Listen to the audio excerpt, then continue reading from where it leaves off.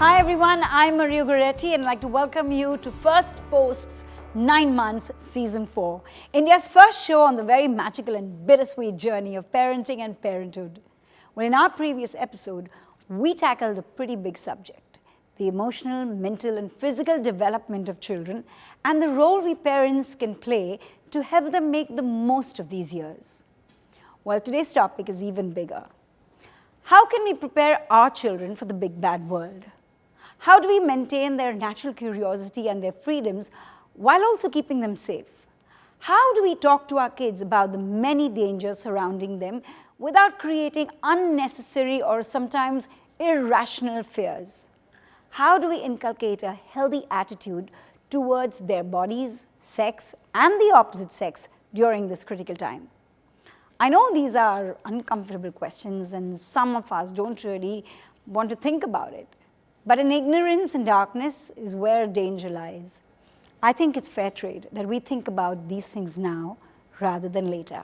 And to talk to us today and give us their expertise, let's call our guests. Diksha Vadhva, child counselor and life coach. Anju Kish, who's a sex education expert and an author. Payal Shah Karwa, she's a mom of twins and the author of The Bad Touch. And last but not the least, we have Dipali Pansare, an actor and mom. So thank you very much all of you for coming on to our show 9 months. So I have a 12-year-old and a 15-year-old. You have 7-year-olds. Yours, of course, are now much more older and they do know about the birds and the bees. Yours is just 2. So now we're going to try and talk about a subject that most of us parents are very uncomfortable with. It's the inappropriate touch. So let's start with the younger kids. How do we build on the concept of stranger danger? You know, for a lot of children, it's very difficult for them to differentiate that a familiar person like a security guard, their school bus driver, or even a neighbor in the building could be what we, the parents, would term as a stranger. So what do you think is the best way of making them understand the difference without putting a lot of fear into them? Using this term stranger danger, you're putting all strangers in the category of bad. So you're creating mistrust in them. God forbid they're in a situation where something's happened to them and there's nobody around that they know. They'll be so scared to go to a stranger. So possibly what you can do is tell them that there are strangers who are good and there are strangers who are bad, and then help them identify that. People in uniform, a policeman is a good stranger. I think the bad stranger is very difficult to define. Yeah, but you can have certain set things for a child, like any stranger who asks you to keep a secret without telling your parents is a bad stranger. Yes. Ask you to accompany without telling your parents is a bad stranger. So make it clearer, break it down for them. It makes it easier for little children. In terms of child sex abuse, in most cases it is the person who is known to the child who is the perpetrator. It's not just strangers that are a danger to children. I think they need to know that whoever they are with, whether it's somebody they know or they don't, there are certain boundaries that have to be established between the child and the adult, and it's not okay for that adult or the person that they're dealing with to touch them at inappropriate places. So I think we're going to try and broach a subject that most of us parents cringe about. Good touch, bad touch. I'm sure all of us come from working families where the husband and the wife both go off to work, and at that point of time, our children are brought up by caregivers. So while we do all we can to vet the caregivers, there is a little possibility that we may miss something and the price is way too high to pay. So how can we build awareness with our children about what's appropriate? Even if the mom is not working or if you have grandparents at home looking after a child, the child is always at a risk of being a victim of the bad touch, because the ecosystem around us, we do not know that who is the perpetrator. So it's always better to educate the child, because I think sex education begins at home. Parents really feel uncomfortable, but you tell your child, right, about how to cross the road and, don't, all about personal safety. So why is it that you're shying away from such an important and critical topic? Because you know for a fact that 50% of children in India are abused at least once in their lifetime. And in fact, 70% of that 50% are boys. And most of the time parents think that it is only the girls who are abused. I feel for a child you should really break it down. Bad touch can also be somebody pinching you, slapping you. Yeah. So how do you distinguish a bad touch from an unsafe touch or a not okay touch? So that distinction should be very clearly given to the child. I mean So today, give us an example, Anju, because you do classes about this Right. for children all the time. So what is it that you tell them? see, we talk about good touch, bad touch and the not okay touch. We of course tell them the 4 parts of their bodies which nobody is allowed to touch you in, which are basically your lips, chest, genitals and buttocks. But having said that, it's not just about touches in these 4 parts of the body. It could be somebody just touching you on your arm or just Right. touching you on your thigh and you're saying, oh, this is not good. Yeah. So it's not as simple as teaching this is good touch, this is bad touch, this is not okay touch. Actually, we take them through what emotions touches evoke. Dipali, your kid is 2. There will be a time where you're going to have to address this because it is a reality. Yeah. So have you thought of how you're going to do this? I have done one thing. I have told him that one, this is your body.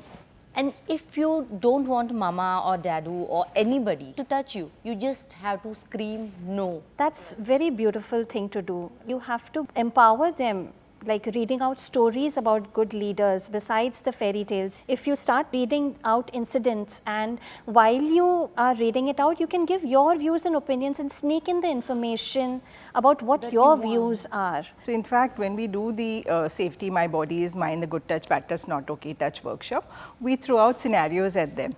That okay, you're in the school bus, you're the last one to be dropped home and the conductor touches you, what will you do?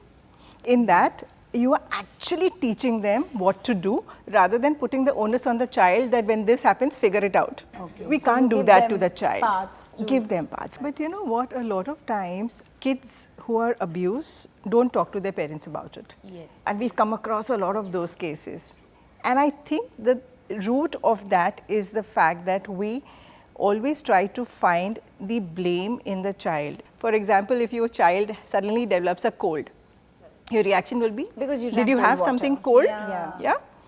So the child will feel, if I say talk about this, the onus that, oh, you must have done something is. So how much ever you tell your child that, okay, I'm going to trust you, the child is not going to come to you till the way you behave with your child is different. So what I'm going to do is, let's go back to being kids and answer in monosyllables now. All right? So when you were a kid, were you educated on the topic of good touch and bad touch? What a bunch of losers, all of us. That's so sad, right? Did your parents give you sex education? Okay. Have you ever talked to your kids about sex? Did you guys always want to have kids? More than Please tell us why not? When I was 22, 23, I was so excited to have kids. But then suddenly, my husband, he told me that, you know, this world is so bad. And do we really need to bring one more life in this shit? No, I In get this, I get that. And I was so convinced that when I came to know that I have conceived, I was looking at him and just, really, matlab, do we go need ahead to go ahead? And he was also not sure. We took good time and we decided. So we were like, okay, we are together. Let's go through it. Okay, so do you still think that sex is a taboo subject? Everyone discusses this openly? I don't think No, so. but it's changing. In a few of us, yes. But on the whole, I think it's still a subject Yeah. that not many people That's why wanna I've named broach. my company Untaboo. Nice one. Okay, so if you could go back to your past and change one thing about the way you were brought up or change something about the way you're bringing up your child, would you?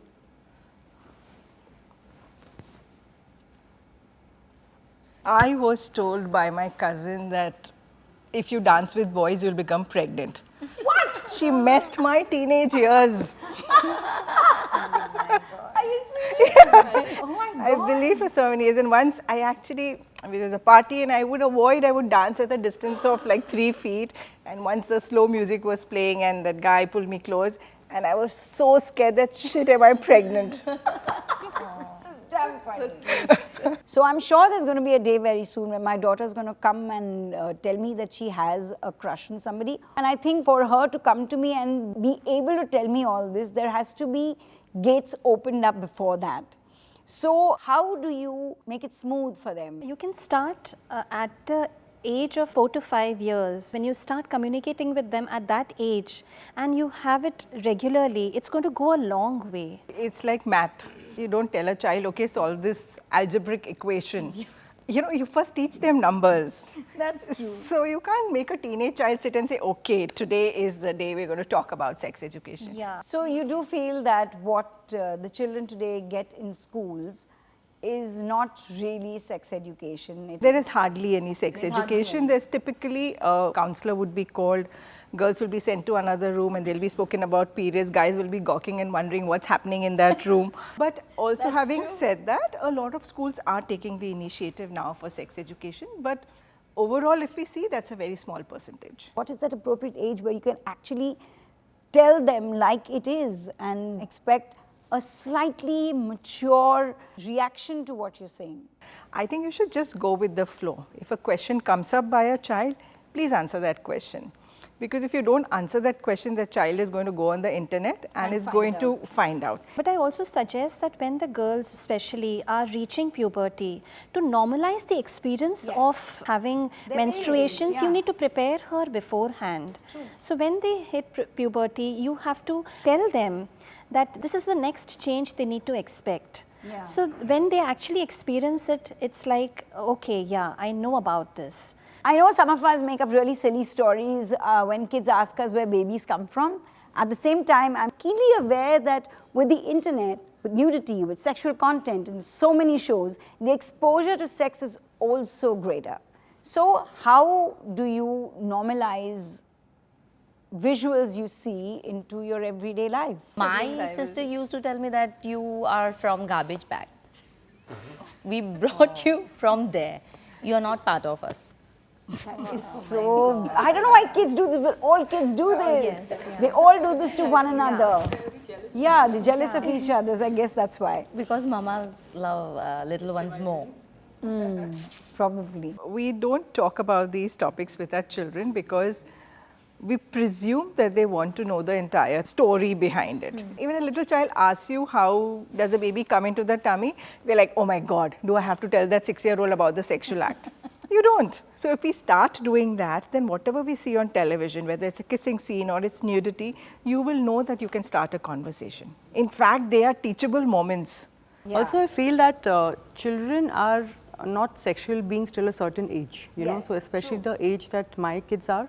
Once it happened that I was watching something on television and they happened to came in and there was a scene where, you know, the couple was kissing or something and they didn't make a big deal about it and I was very uncomfortable. I wanted to pause and switch off the TV, but they told me, Mama, so boring, what are you watching? Just, you know, please just switch the channel, you know, we want to watch Peppa Pig.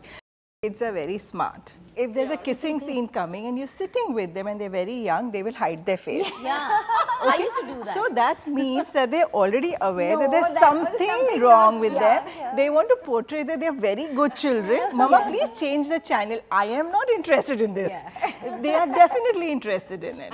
So don't be fooled by them.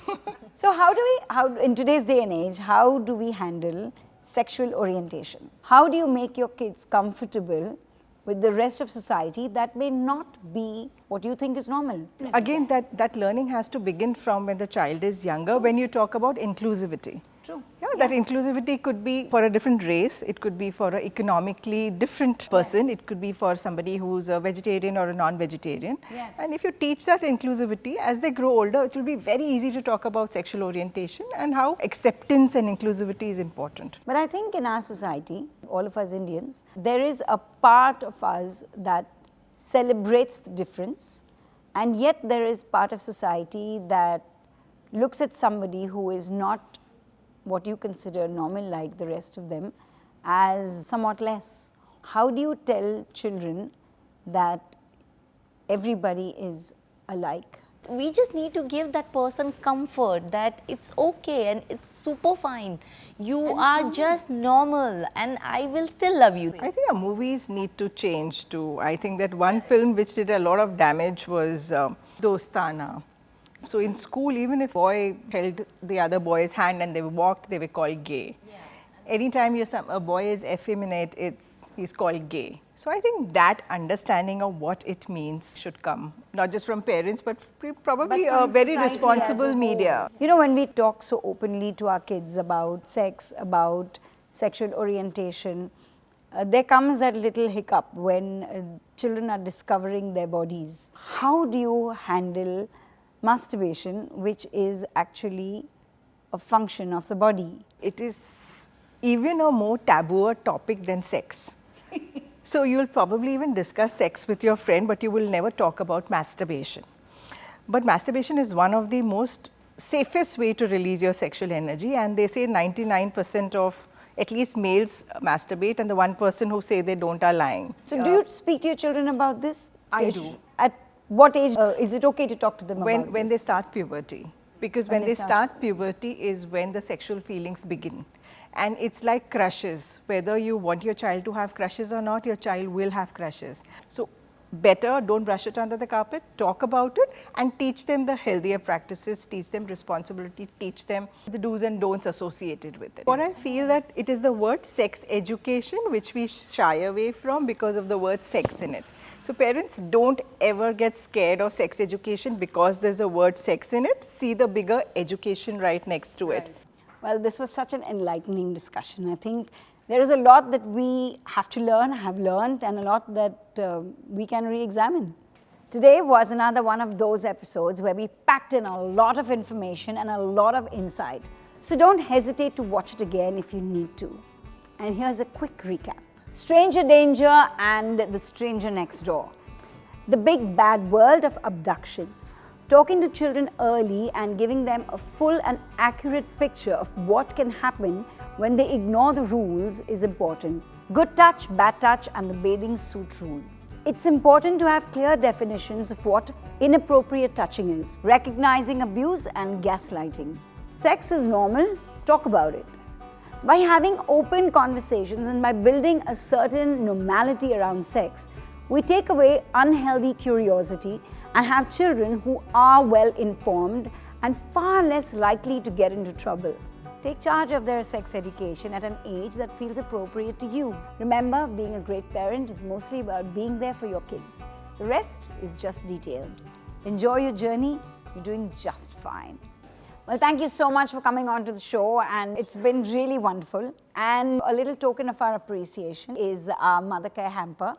This mother care hamper contains the delightful feeding and weaning bowl with suction that attaches easily to high chairs, making feeding times easy times for our little ones. Just thank you so much again. Thank you for coming on to the show and for giving it so much.